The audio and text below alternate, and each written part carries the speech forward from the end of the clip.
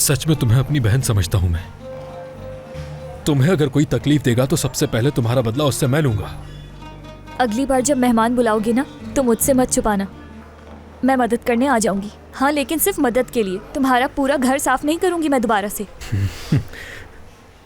ठीक है, याद रखूंगा ये। तुम्हारा बहुत शुक्रिया। चलो तुम्हें घर छोड़ाऊं मैं। हाँ जरूर। चलो।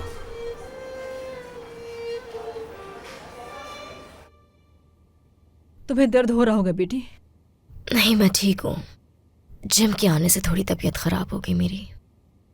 वो जलता है तुमसे और सबको नजर भी आता है। वो तूबा के पीछे पड़ा हुआ है, समझता है वो उससे शादी करके उस घर का मालिक बन जाएगा। यही सोचे ना उसकी। अम्मी, क्या आपको लगता है कि तूबा वाकई जिम को पसंद करती है, या उसका कोई और मकसद है? इस बारे में कुछ नहीं कह सकती मैं। कोई ना कोई मकसद तो होगा उसका। मुझे नहीं मालूम।